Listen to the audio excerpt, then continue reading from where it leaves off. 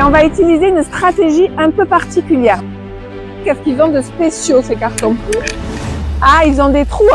Pour planter. Quand je prends la terre, là, j'ai l'impression qu'il n'y a que de la terre.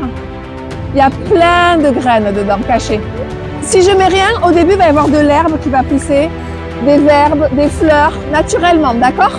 Si je fais rien pendant 1 an, il y a des arbres qui vont commencer à s'installer, naturellement. Si jamais je mets des pommes de terre, est-ce que j'ai envie que les graines, elles poussent? Ben non, parce que sinon, qu'est-ce qui va se passer pour les pommes de terre? L'azote qu'il y a dans le sol, qui c'est qui va le manger sinon? Donc les mauvais arbres, ils vont les manger. Comme je vais mettre les cartons, ça va empêcher les autres plantes de pousser et il n'y a que les pommes de terre qui vont pousser. Du coup, la lumière du soleil, elle va pas pouvoir toucher. Et la pluie, elles vont pas pouvoir accéder aux autres graines. Elles vont toucher que les pommes de terre.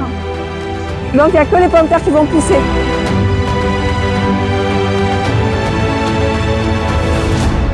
Ouais, vous faites un Tetris là, les enfants.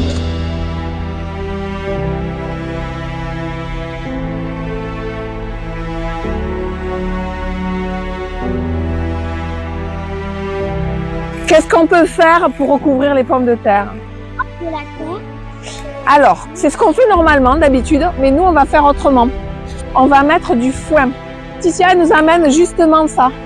Sous la paille, ça va rester chaud et humide, et du coup, ça va être des bonnes conditions. Donc, vous avez les pommes de terre. Est-ce que, à votre avis, elle est bonne à manger, cette pomme de terre-là? Non. Là, on va planter. On met pas des graines de pommes de terre, on met une Pomme de terre. pomme de terre entière. Plutôt vers le haut, le germe.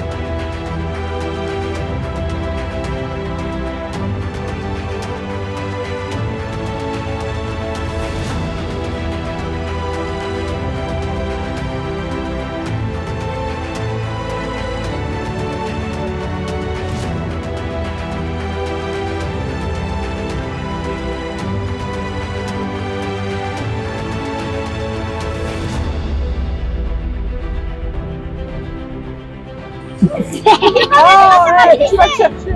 Ah, Non, stop! en fait, je vais chercher